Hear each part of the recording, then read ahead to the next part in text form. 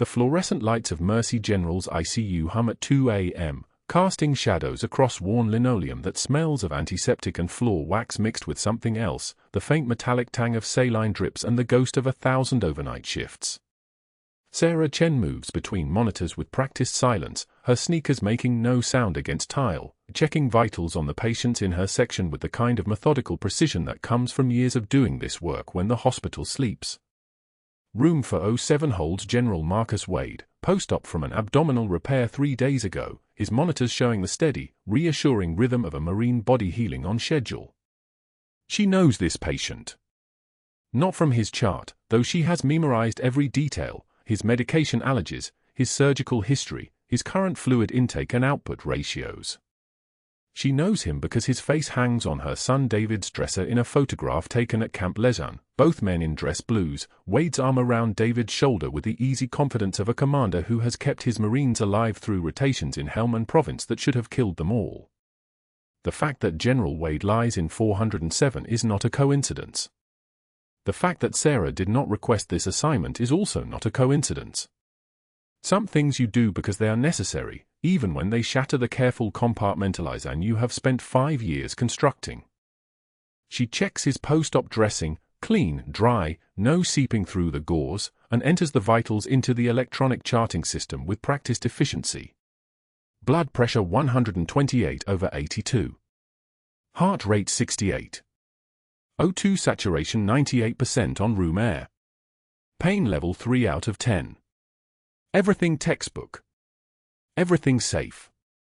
She is about to move to the next room when his eyes flutter open, recognition flickering across his features for just a moment before professionalism settles back over his expression like a mask sliding into place. He knows who she is. The question is whether he will say anything, and the answer arrives in the form of a slight nod, acknowledgement without words, confirmation without exposure. She returns the nod and leaves the room, allowing the door to whisper shut behind her. This is the dance they have been performing since he arrived 3 days ago, mutual recognition balanced against perfect discretion, two people bound by the same secret and the same commitment to protecting it.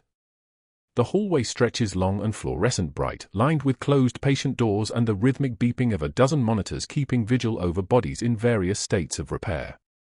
Sarah's assignment for the night includes 6 patients across the ICU's East Wing, each one requiring the same meticulous attention she gives to everyone on her watch list, regardless of rank or history. A nursing aide named Marcus, no relation to the general, though the coincidence sometimes makes her smile, passes her with a medication cart, and she nods at him. He looks exhausted, the way night shift nursing aides always do, pushing a cart that is overloaded with 4 bags and medication vials and supplies that never seem to organize themselves no matter how carefully you arrange them. She has worked with Marcus for 8 months. He is competent and kind, 2 qualities that matter more than credentials in the hours between midnight and sunrise when the hospital belongs to the night crew and the sleeping and the dying and the few people awake enough to notice when someone's breathing changes or their color shifts or their monitor suddenly speaks in the language of emergency. She is heading back to the nurse's station when it happens, a moment of loud, metallic chaos that fills the hallway like a sudden gunshot. The medication cart has collided with the corner of the supply cabinet, and Marcus is swearing under his breath as bottles tumble across the floor, rolling under stretchers and into corners. The sound reverberates through her nervous system like a physical force, and for one fraction of a second that feels impossibly long, Sarah's body forgets that she is in Portland, Oregon, in a civilian hospital in 2024, and her hands remember instead a field hospital in Sangin Valley in 2015, where sounds like this meant shrapnel, meant incoming, meant everyone down and cover your head and pray that the next sound is not the one that ends you. Her entire body locks. Her breath catches. Her vision narrows to a tunnel with blackness at the edges, and the sensation of falling, not moving but falling, takes hold of her spine and pulls downward with the weight of 9 years of carried memory. She catches herself against the wall. 1 second. 2 seconds. 3 seconds of pure physical tremor that she forces down through sheer will, pressing her palms flat against the cool paint and taking a breath that comes from somewhere deep and practiced, a breathing technique she learned from a VA therapist 2 years ago who specialized in treating combat PTSD in healthcare workers. The tremor subsides. Her vision clears. She releases the wall and stands upright, and when Marcus looks up with concern etched across his young face, she simply shakes her head and offers him a small smile. "You okay?" he asks, and she says, "Fine." Just startled. Her voice is steady. Professional. The voice of a night shift nurse who has simply been surprised by loud noise, nothing more. "Need help with those," she continues, and before he can answer, she is kneeling down to retrieve the scattered bottles, her hands moving with perfect control, no tremor visible to anyone watching. By the time she stands again with her arms full of medication bottles, the moment has passed, and she is simply Sarah, the competent nurse again, the one who knows where everything goes and how everything works and never seems to need anything from anyone. But that is not entirely true, and she knows it as she walks toward the nurse's station and Marcus continues his rounds with the cart, and the incident becomes already a small story, the time Marcus hit the cabinet with the med cart and startled Sarah. Nothing significant. Nothing worth discussing. Nothing worth noting in anyone's memory beyond the 5 minutes it takes for attention to redirect itself toward the next crisis, the next task, the next small emergency that fills the night shift nursing days. The nurse's station at 2 a.m. is quieter than any other part of the hospital. The day shift has gone home. The evening shift has transitioned to the skeleton crew that stays overnight, and Sarah has become part of the architecture of this silence, the kind of nurse who belongs to the dark hours and the sleeping patients and the monitors that speak in their digital voices about the state of human bodies suspended between healing and crisis.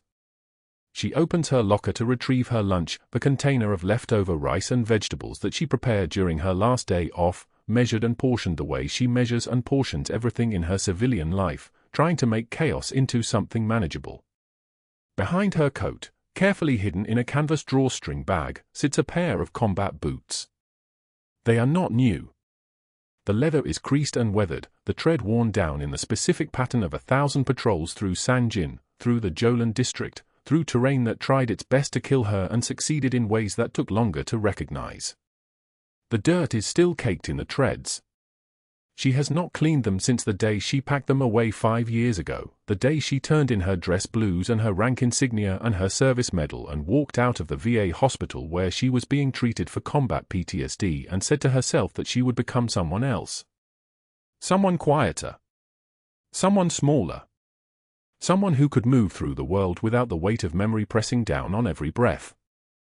She reaches for the locker door to close it, and her hands shake. Not visibly. Not enough for anyone watching to see.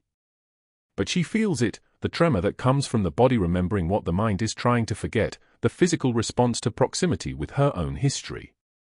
She closes the locker with careful control and places the lunch container on the shelf above her shoes, her fingers pressing down and holding still for 3 seconds, a grounding technique, a way of reminding her nervous system that she is safe, that the wall is solid, that Sangin is not here.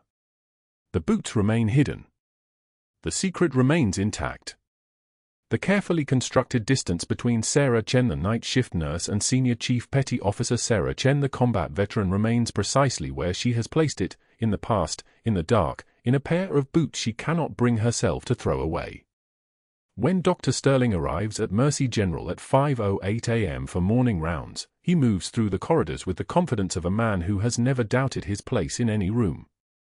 His Italian leather shoes click against the tile in a rhythm that announces his presence before his silhouette appears in the doorway of the ICU. He is tall, impeccably dressed, with the kind of jawline that looks like it was carved from titanium and the kind of presence that makes the air pressure change. Nurses straighten, medical residents pull themselves up to full height, and even the monitors seem to beep a little more deferentially in his presence. Dr. Sterling is the Chief of Surgery at Mercy General, a position he has held for 6 years, and in those 6 years he has built a reputation that is part legitimate competence and part carefully cultivated mythology. He is the surgeon they call when they need someone who will cut confidently and decisively. He is also the surgeon whose favor can make a career and whose disfavor can end one with a single word to the right board member. Sarah is entering vitals into the computer system when she becomes aware of his presence without turning around. She knows the way his voice sounds when he speaks to residents, crisp, commanding, with the subtle undertone that suggests he is already disappointed with whatever they are about to say. She knows the way other nurses defer to him, the way they volunteer extra information even when it has not been requested. She has observed all of this for 8 months, since General Wade was admitted to her unit, though she has only become part of the floor staff long enough for Sterling to notice her in the last 3 weeks. What she does not know is that he has already begun to resent her.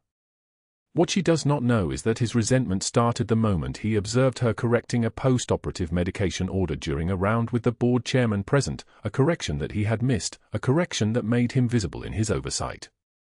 She would learn this later, after everything else, in the way people learn the small architectural details of how they have come to be destroyed. For now, she simply continues typing, her movements efficient and quiet, entering the last of the morning vital signs into the system with the precision of someone who understands that information is power and that power in the morning belongs to the doctors. Dr. Sterling enters room 407 to assess General Wade's post-operative progress, and Sarah watches from the nurse's station as he reviews the chart, his face moving through expressions that suggest nothing is wrong but also nothing is particularly right. He emerges from the room 20 minutes later with the general trailing behind him, and that is when their eyes meet for the first time, Sarah and Sterling, the night shift nurse and the day shift surgeon, looking at each other across the nurse's station with the kind of mutual assessment that happens when two people are trying to measure the exact distance between their power. She is standing upright, her hand steady, her expression neutral in the way that comes from 5 years of practicing invisibility in plain sight. He is looking at her with the kind of intensity that suggests he is trying to understand something about her that does not fit into his framework of how the world is organized. But that is not yet his story to tell, and this moment is only the beginning of something neither of them fully understands. Sarah turns back to her charting, and Dr. Sterling continues his rounds, and the hospital moves forward into morning with the momentum of 1,000 small decisions and observations that will eventually coalesce into something larger. The boots remain hidden in the locker. The secret remains intact. And Sarah Chen, Senior Chief Petty Officer of the United States Navy, continues her night shift in silence, watching over the man who saved her son's life, and waiting for whatever comes next. The morning shift arrived at 6:45 a.m., and Dr. Sterling was already waiting outside General Wade's room, his surgical mask hanging below his chin like a trophy he'd already won. Sarah had just finished checking the general's vitals, blood pressure stable at 120/80, oxygen saturation holding steady at 94% on 2 liters, when Sterling's shadow fell across the bed. He entered without knocking, his white coat crisp as a knife blade, and Mrs. Wade looked up from the chair where she'd spent the night beside her husband.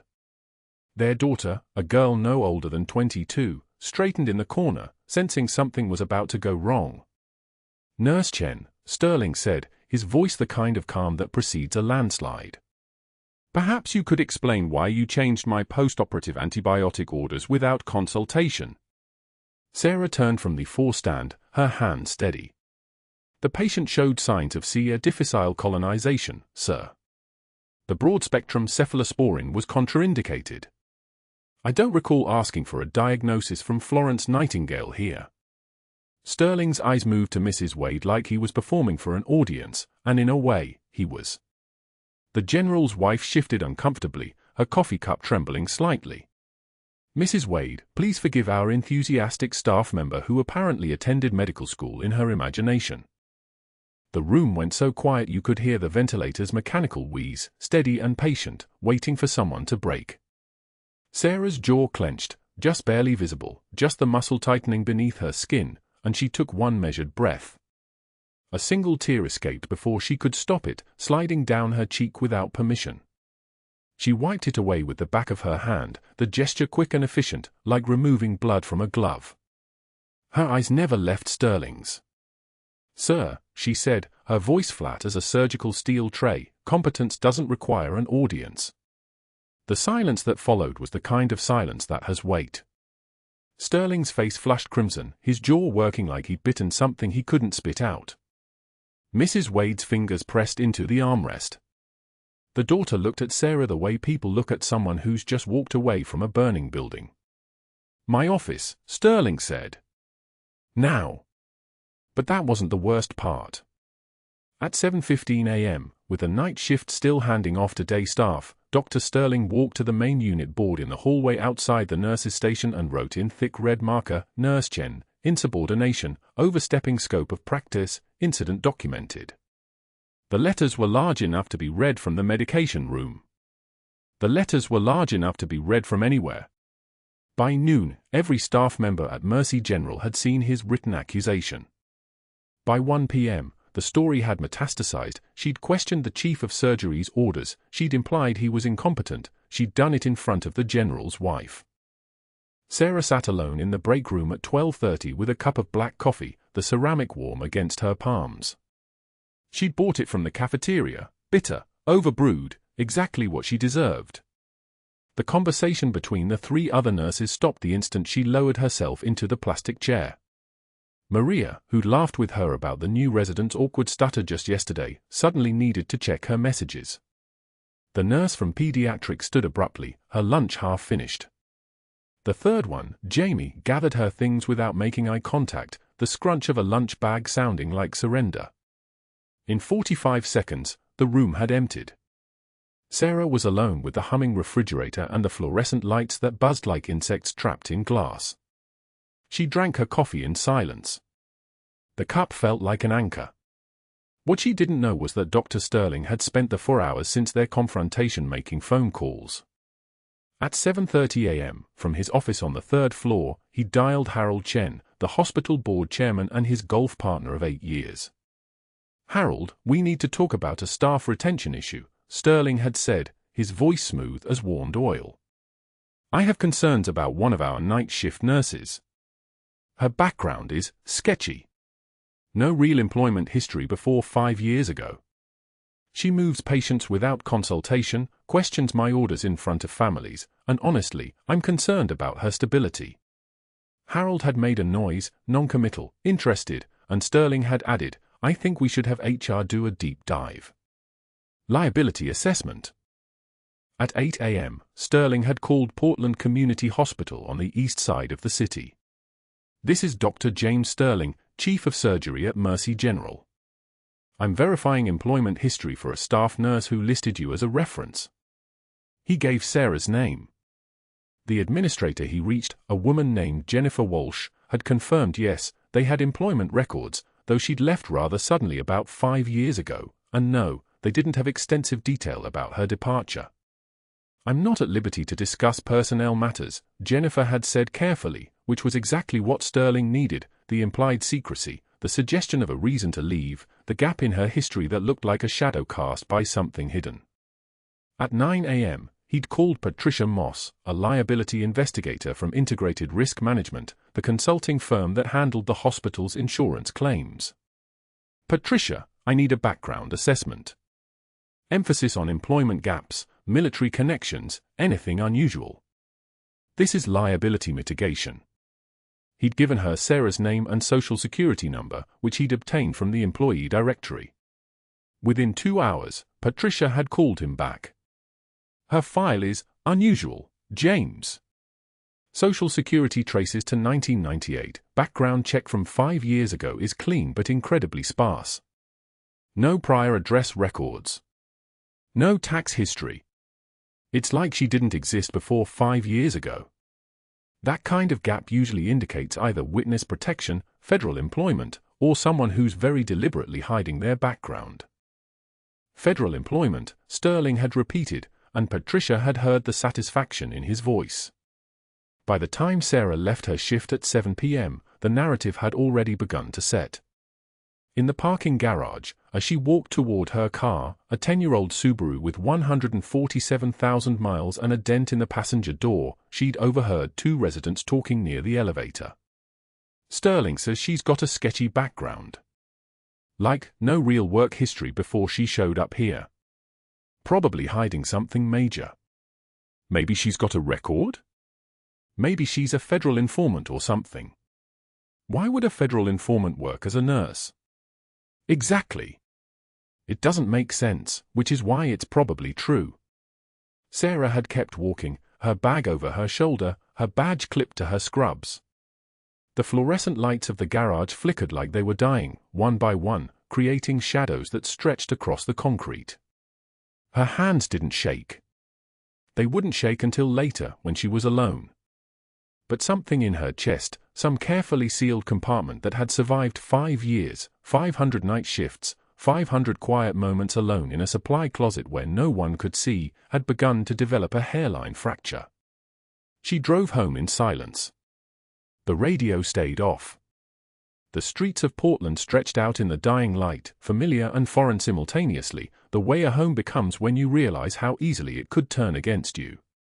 At her apartment, a modest one-bedroom in northeast Portland with white walls and almost no furniture, she'd stood at the kitchen sink and looked at her hands.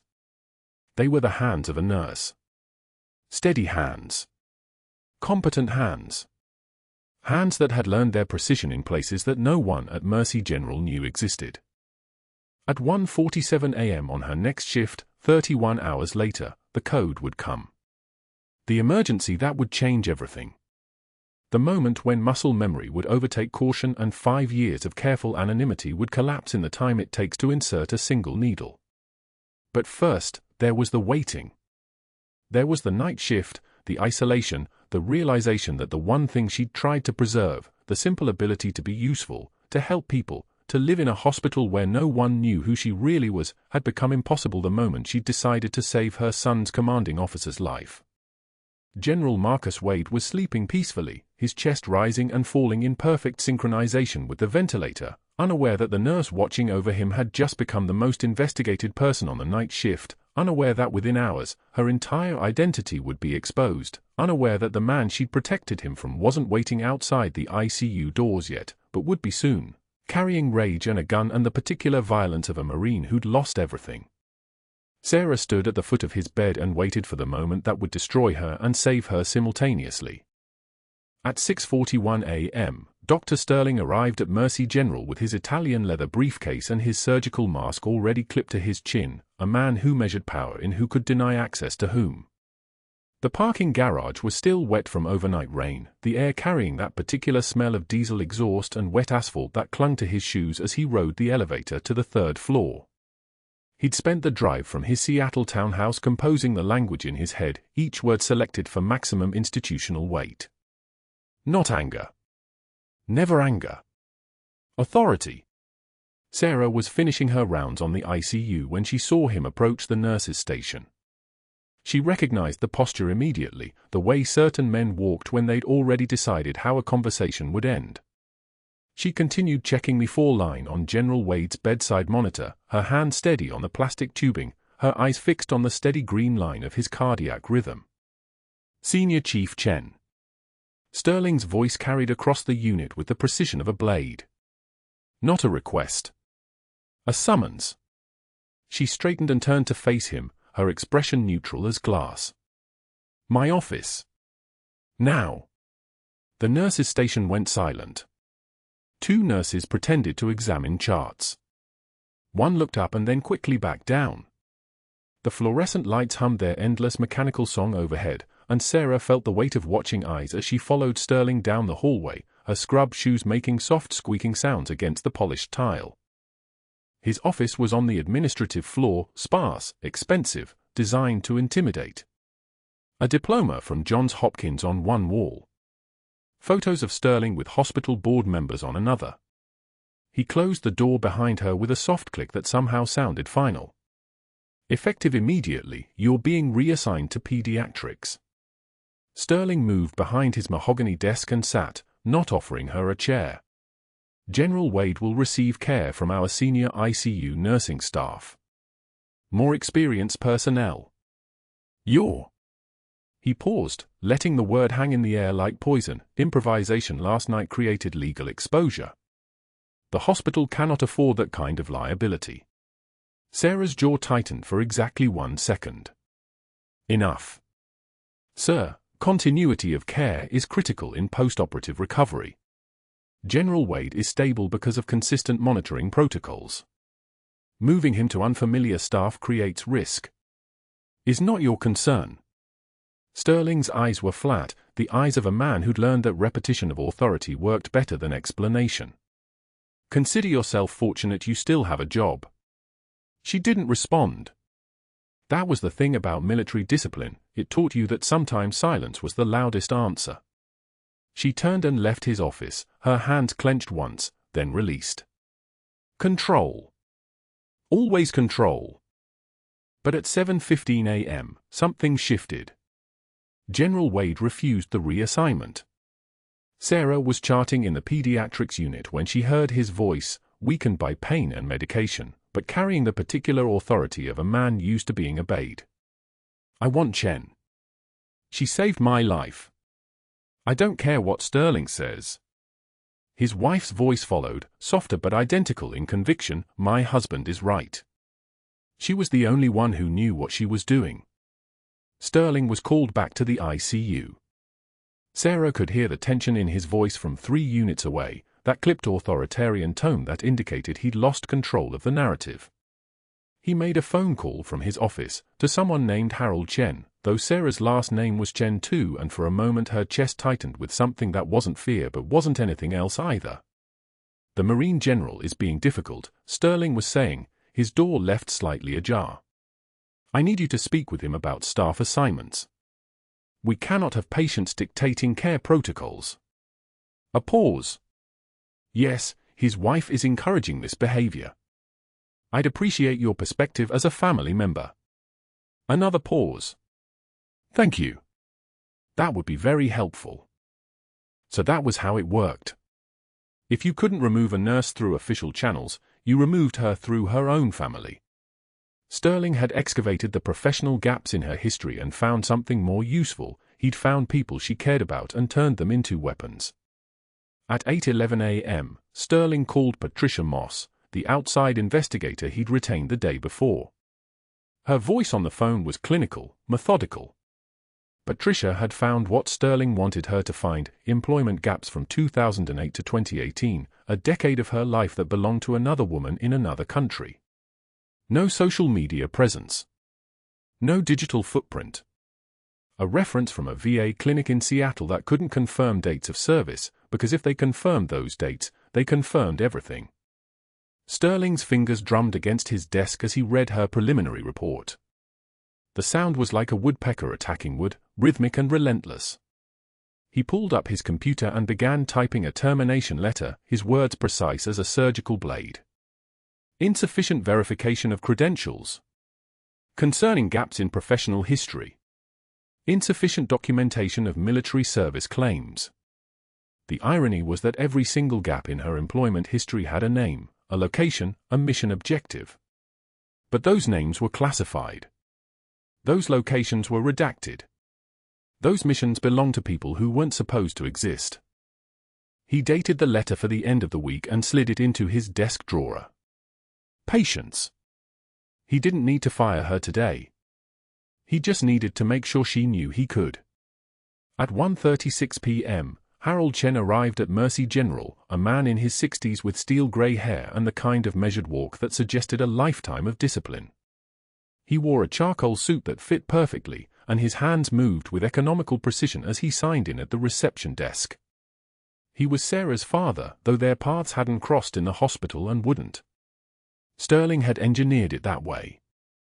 He met Harold near the ICU elevators, shaking his hand with a warmth that was entirely performance. "I appreciate you coming in. General Wade is being difficult about staff assignments. Patients sometimes form attachments based on circumstances rather than qualifications. I'm sure you understand the medical liability."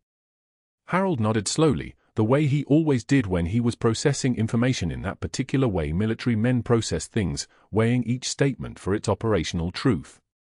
"I'll speak with him." "Thank you. Very helpful."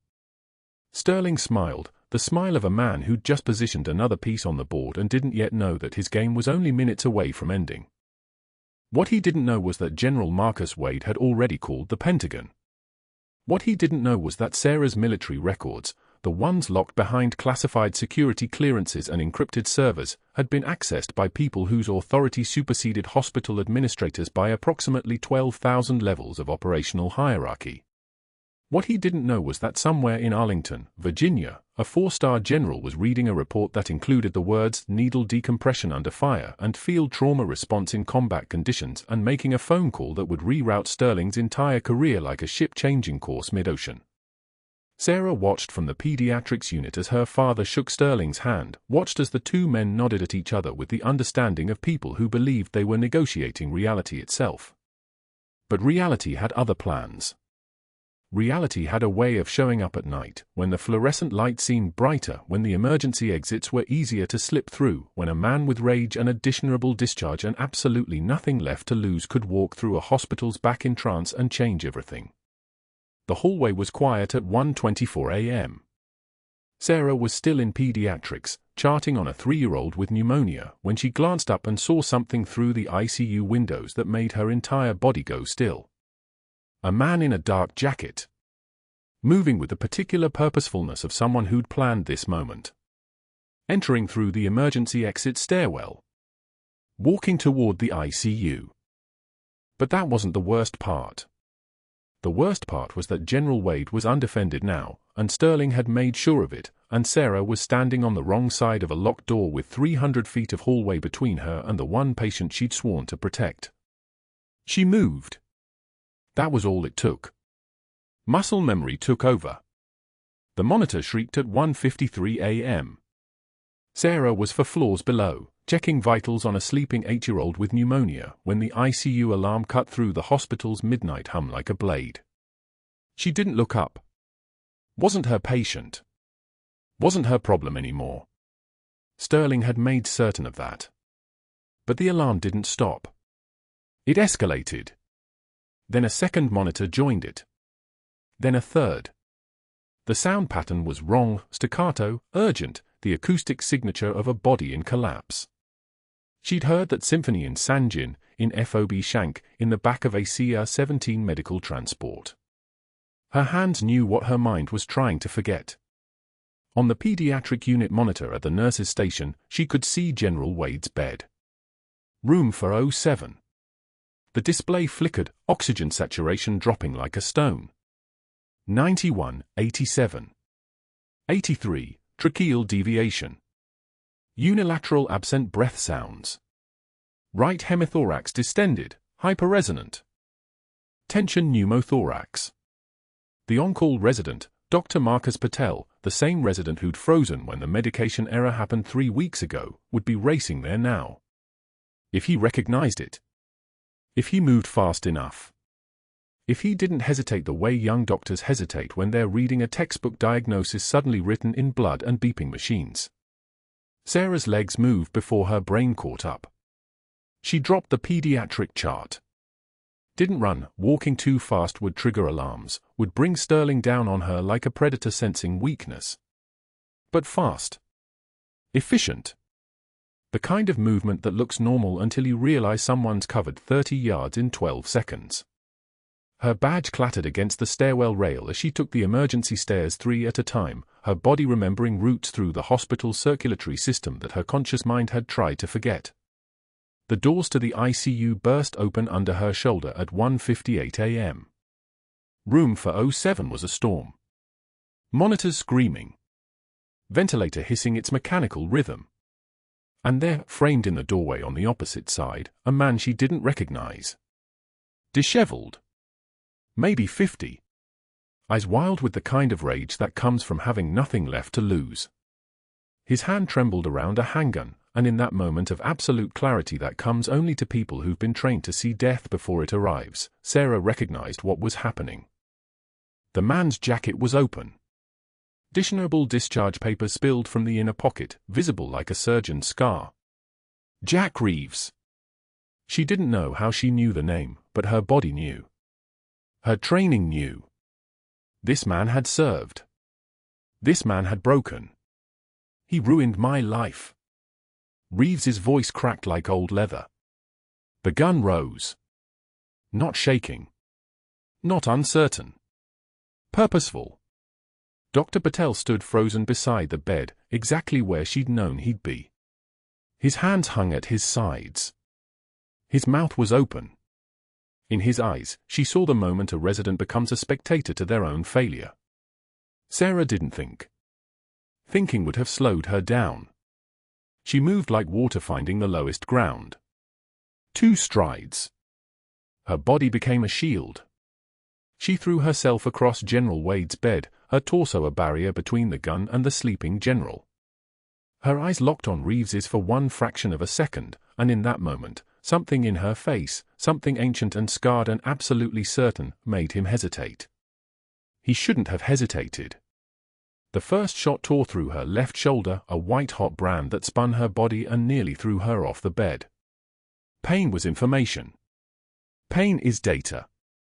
The medical part of her mind catalogued it: exit wound, likely brachial artery, blood already spreading across her scrubs. The neural pattern of a trauma victim she would have assessed from across a room, but now the victim was her. The second shot caught her ribs, lower right, slamming through bone and tissue. The impact drove the air from her lungs, a sensation like being hit by a truck made of fire. She didn't cry out. Her hands gripped the bed rail, steadying herself. Wade's unconscious body remained protected beneath her weight. The third shot came as security burst through the door behind Reeves. The bullet tore through her right thigh, high, where the femoral artery ran close to the surface. This one she felt differently, a spreading burn, a sensation of her leg becoming something disconnected from her will. She was still breathing. Still conscious.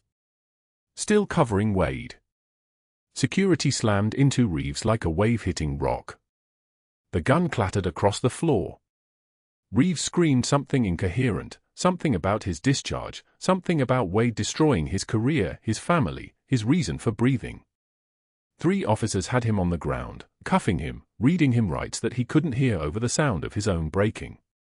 Dr. Patel's hands finally moved.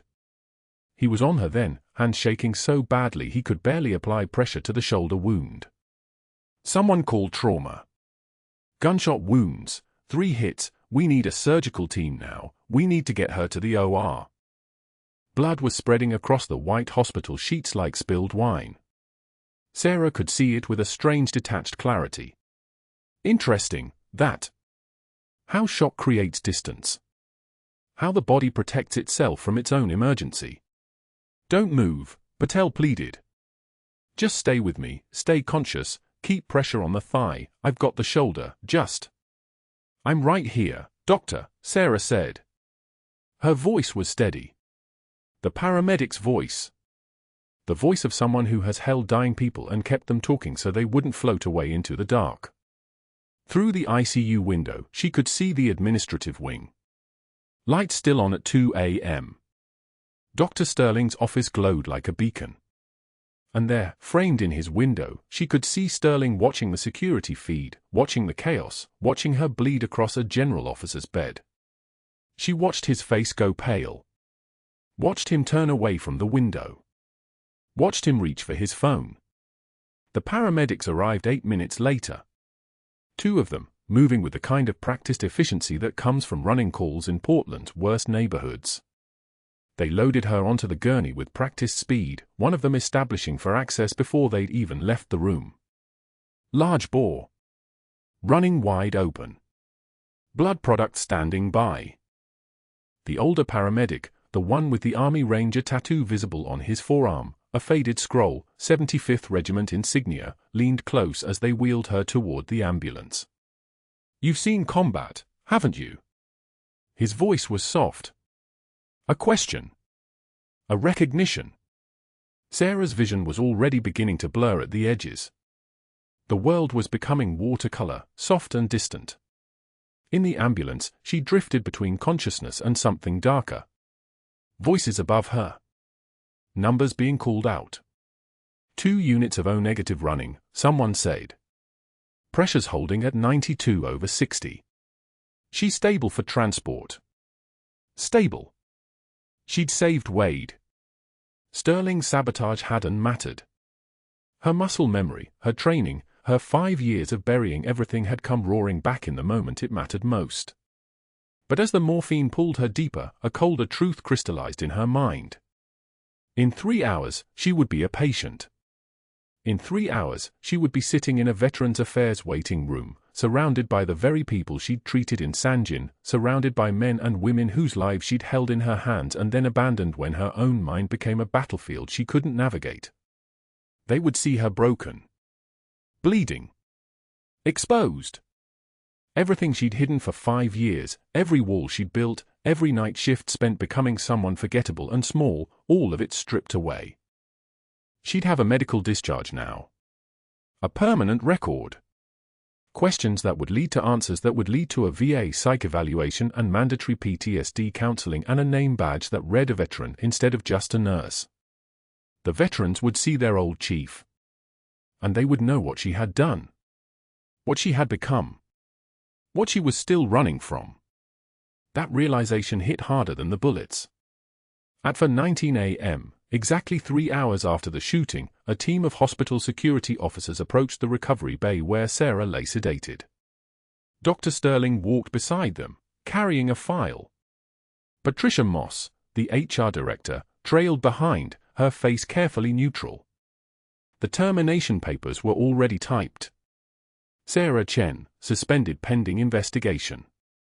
Liability. Unstable background. Escalation of a volatile situation. Possible military-connected vigilantism.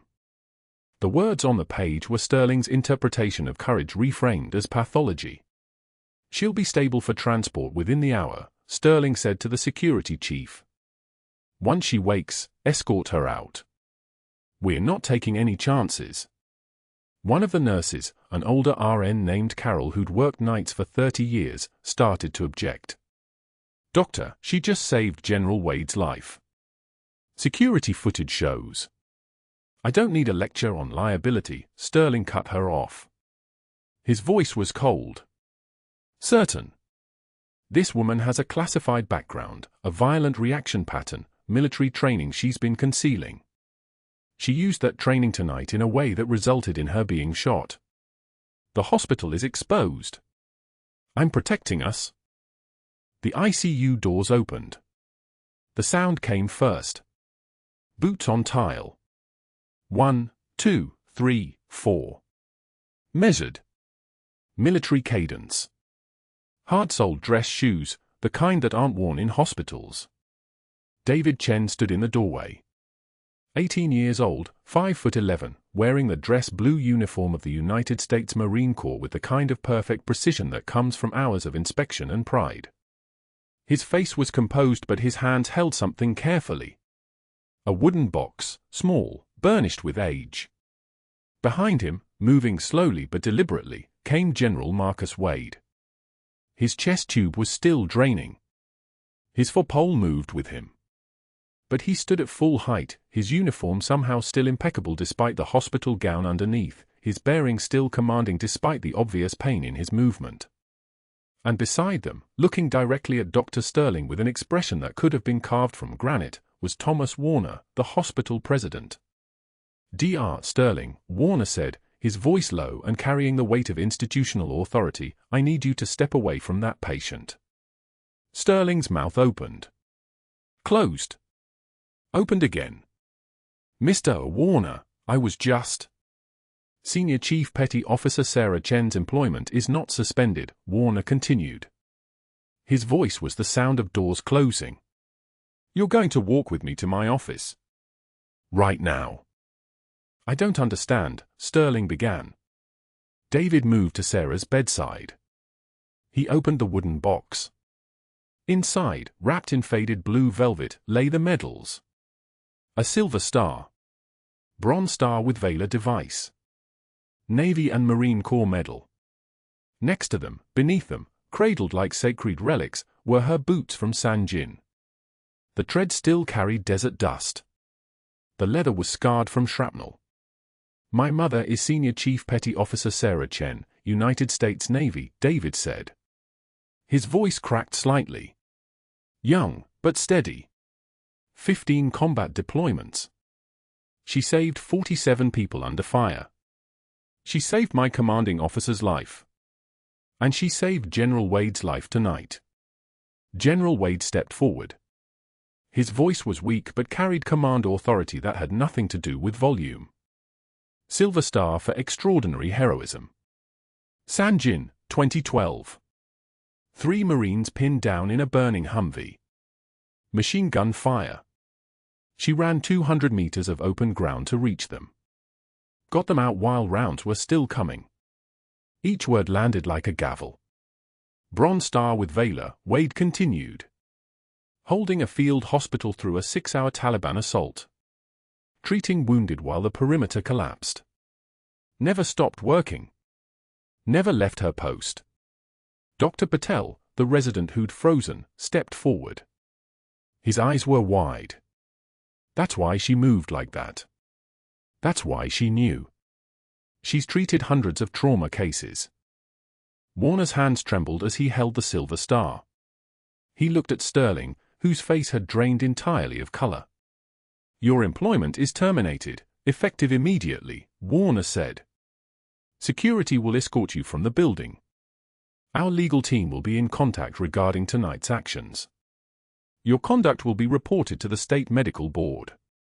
Sterling stammered. I was protecting. You were sabotaging. The hospital's IT director, Marcus Webb, stepped forward. He held a flash drive. You deleted security footage. You called for Ms. Chen's termination before calling the trauma team. While she was bleeding out, you were trying to cover your ass. The silence that followed was absolute.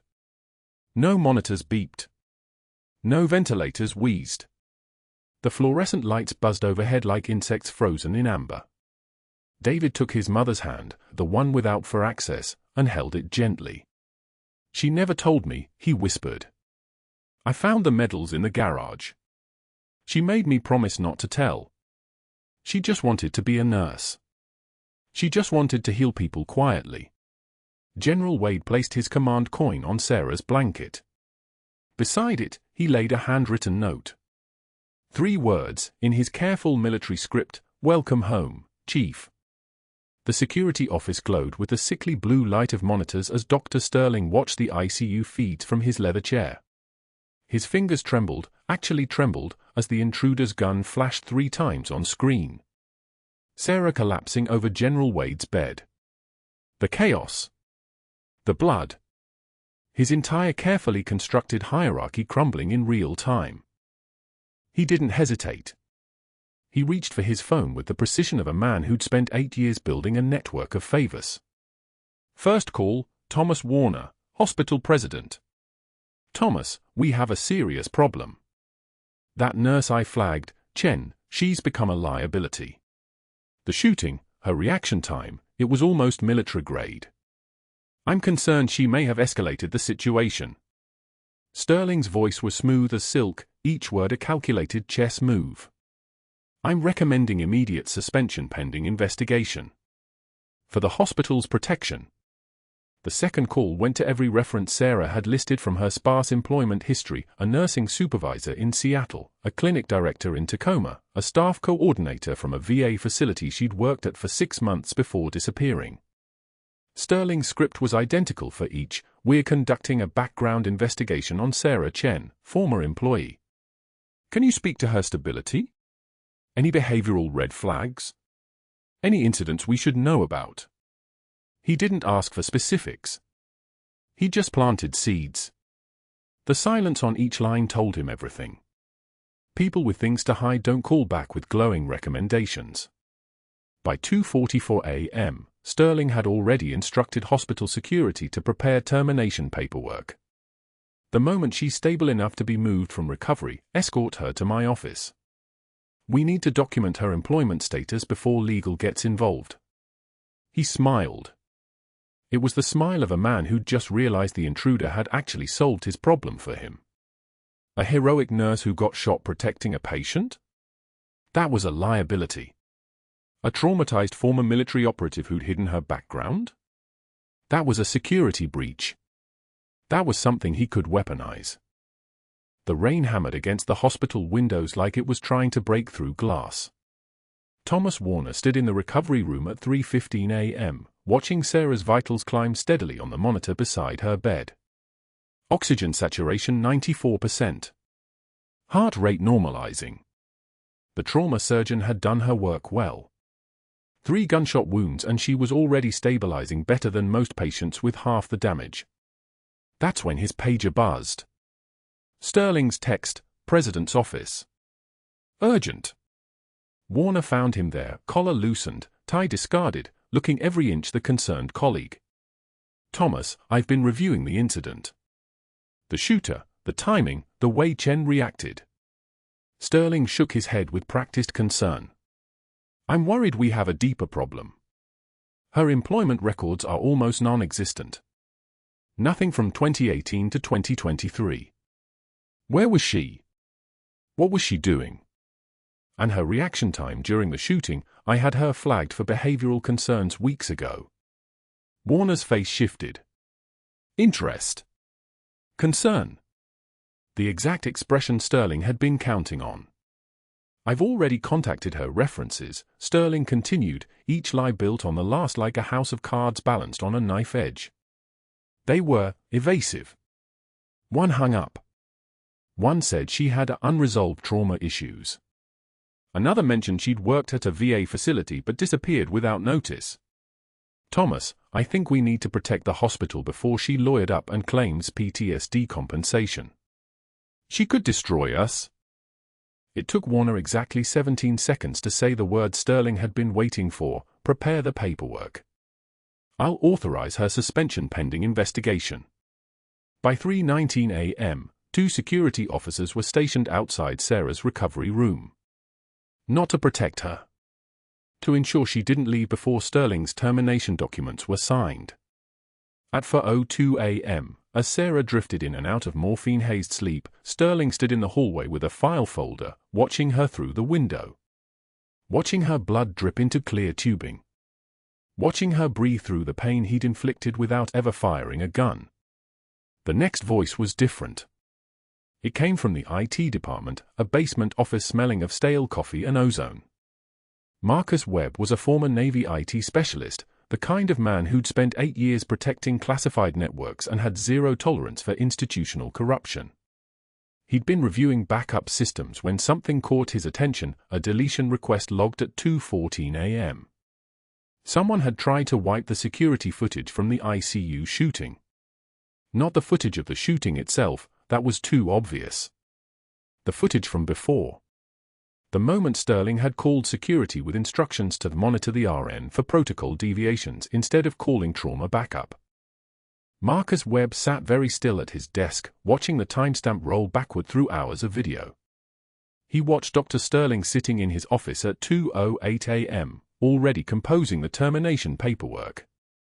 He watched Sterling make phone calls, the ones to Warner, the ones to Sarah's references. And he watched Sterling deliberately initiate a file deletion that would have erased the only evidence of his sabotage. Marcus Webb was not a man who made mistakes or left things to chance. At 4:53 a.m., he walked into Thomas Warner's office carrying a hard drive that contained every frame of security footage from the past 72 hours. His voice, when he spoke, carried the weight of someone who'd spent his career protecting people who couldn't protect themselves. Sir, Dr. Sterling attempted to delete evidence at 2:14 a.m. Specifically, the footage showing him instructing security to monitor Nurse Chen instead of calling trauma backup when General Wade's vital signs became critical. I preserved all files and reported it to the State Medical Board 43 minutes ago. Webb placed the hard drive on Warner's desk with the precision of a man placing a detonation device. You'll want to review this before Nurse Chen wakes up. The room went so quiet you could hear the rain outside intensify. Warner's hands moved to the hard drive with the careful motion of someone handling something that could detonate his entire hospital. 20 minutes of video playback showed Sterling's face with crystalline clarity, the moment he chose paperwork over trauma response.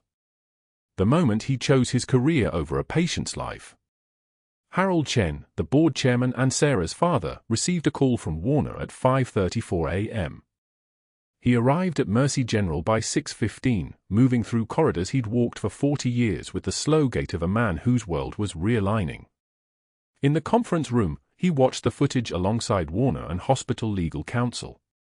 When it finished, Harold pressed his palm against his forehead and spoke with the voice of someone who'd just understood a terrible betrayal. He called me 3 times yesterday. Told me our daughter was mentally unstable, that she was a liability, that the hospital needed to protect itself from her. I believed him. He used our friendship. He weaponized the board against her. The state medical board's investigation moved with the speed of institutional consequence. By noon, every administrator at Mercy General had received notice of an emergency inquiry into Dr. Sterling's conduct. Evidence tampering. Patient care interference. Obstruction of trauma response. The charges multiplied like dominoes falling in slow motion. The hospital's legal team, now reviewing every decision Sterling had made regarding Sarah's care, discovered something that made Warner's face go pale. Sterling had reassigned Sarah from General Wade's care against the patient's explicit written request, claiming continuity of care protocols in his documentation. But the protocols didn't exist. He'd fabricated them. And when Sarah's emergency intervention during Wade's pneumothorax became imminent, Sterling had instructed security to monitor her for protocol deviations, code for preventing her from helping a dying man. His interference could have killed General Wade twice. By evening, the break room where Sarah had been systematically isolated all these months became ground zero for confessions. Maria, the nurse who'd stood up and walked away when Sarah sat down with her coffee, came forward with tears streaming down her face. He told us anyone who associated with Chen would be flagged in their performance reviews. I'm sorry. I'm so sorry. 3 other nurses corroborated the same threat. A respiratory therapist mentioned Sterling had blocked her from assisting on Sarah's cases. A physician's assistant described being reassigned twice after defending Sarah's clinical judgments. The Oregon State Medical Board issued an emergency suspension of Sterling's medical license at 11:43 p.m. on the day of the shooting, pending full investigation. Within 48 hours, Sterling was escorted from Mercy General permanently, his office packed by security personnel who maintained professional silence while colleagues watched from a distance. His wife filed for separation 3 days later. His attorney informed him that criminal charges for evidence tampering were likely, a felony that would end not just his career, but could result in prison time. 6 months later, Dr. Raymond Sterling stood in front of a classroom of board nursing students at Portland Community College, teaching CPR certification for $16.50 an hour. The fluorescent lights above him buzzed with indifferent hum. No one in that room knew he'd once commanded a surgical department. No one knew he'd tried to destroy a decorated veteran to protect his own career. His hands demonstrated chest compressions on a plastic dummy with mechanical precision, but his eyes had the hollow quality of a man who'd lost everything and deserved it. Meanwhile, in the intensive care unit of Mercy General, Sarah Chen sat elevated slightly in her hospital bed, her shoulder and ribs wrapped in compression bandages, her left thigh immobilized. The afternoon light came through windows that overlooked Portland's skyline, rain-washed and clean. Her hands rested on top of the bedsheet, steady as stone, the morphine wearing off enough that she could think clearly. At 3:44 p.m., exactly 3 hours and 44 minutes after the shooting, the ICU doors opened. General Marcus Wade walked through them, slowly, carefully, his chest still bearing the tube that drained fluid from around his lungs, but upright. Conscious. Alive because of the woman in the bed. His son David stood beside him in his marine dress uniform, blue so crisp they could cut, the fabric whispering against the hospital's antiseptic air as he moved. Behind them came Thomas Warner, hospital staff, and security, all witnesses to what was about to happen. General Wade approached the bed with the careful steps of a man moving through pain. His hand reached into his uniform jacket and withdrew something small enough to fit in his palm. A challenge coin, the kind given only for extraordinary valor, only for service that transcended duty. The weight of it could have filled the entire room. Senior Chief Petty Officer Sarah Chen, he said, his voice formal and final as a military command, on behalf of every Marine whose life you saved, including my son, I present you with this command coin. You embody the highest traditions of service. He lowered himself to one knee. One knee. This man with stars on his shoulders, this man with a command of thousands, knelt before her hospital bed like she was the one who outranked him, which, in that moment, she did. She outranked every title, every position, every career he'd ever held. His weathered hand placed the coin in hers. Sarah's composure, the armor she'd worn for 5 years, the mask that had protected her through every humiliation and every hidden wound, finally fractured. Tears came like rain, like release, like 5 years of shame washing away. "I'm sorry," she whispered. "I couldn't, every gunshot, every siren. I just wanted to heal. To not hear the sound anymore." Wade shook his head slowly. "You didn't hide, Senior Chief. You continued to serve. Just in a different uniform." David embraced his mother carefully, his dress blues impossibly clean against the sterile hospital, his voice breaking, "You're my hero, Mom. You always have been." The lobby display case at Mercy General, updated 6 months later, held combat boots still caked with Afghan dust from Sangin, placed on a velvet platform beneath a brass plaque reading, "Senior Chief Petty Officer Sarah Chen, RN, Service Above Self." Beside it hung a portrait of Sarah in her Navy dress uniform, every decoration visible, her hand resting on the shoulder of a young Marine in dress blues, her son David. The lobby had become a memorial, a sacred space where the hospital acknowledged the veterans who worked within its walls. Not all heroes wear capes, some wear scrubs. If you're settling in for a good story, you're in the right place. Hit like, subscribe, and tell us in the comments what time of day it is where you are. Let's get back to it.